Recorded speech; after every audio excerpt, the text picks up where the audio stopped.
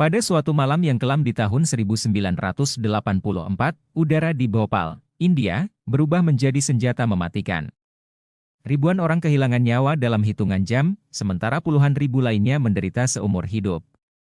Ini bukan hanya sebuah kecelakaan industri, ini adalah salah satu tragedi terbesar dalam sejarah manusia.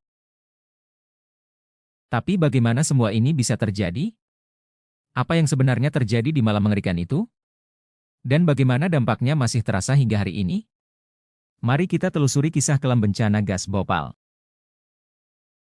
Untuk memahami tragedi ini, kita harus melihat ke masa lalu. Union Carbide, sebuah perusahaan kimia asal Amerika Serikat, mendirikan pabrik di Bhopal untuk memproduksi pestisida. Pestisida ini dibuat menggunakan bahan kimia beracun bernama metil isosianat, MIC. Sayangnya, sistem keamanan di pabrik ini tidak cukup baik.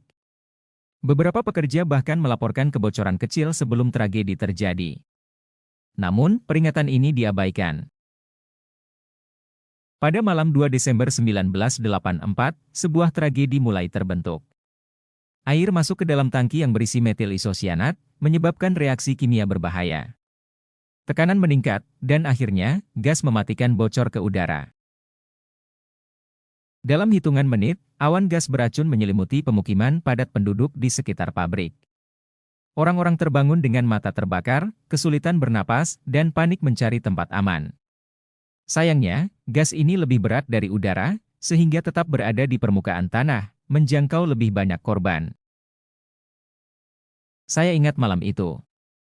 Mata saya terbakar, saya tidak bisa bernapas, dan orang-orang di sekitar saya berjatuhan. Kata salah satu korban. Dalam beberapa jam pertama setelah kebocoran, lebih dari 3.000 orang tewas. Rumah sakit penuh dengan pasien yang kesulitan bernapas, mengalami kebutaan, dan berbagai masalah kesehatan lainnya. Dalam minggu-minggu berikutnya, jumlah korban tewas terus meningkat. Organisasi Kesehatan memperkirakan total korban jiwa bisa mencapai lebih dari 15.000 orang, dengan ratusan ribu lainnya mengalami efek kesehatan jangka panjang.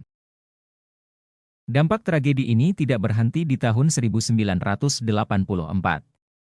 Hingga kini, ribuan orang masih menderita akibat penyakit pernapasan, kanker, hingga cacat lahir pada anak-anak yang lahir dari orang tua yang terdampak gas.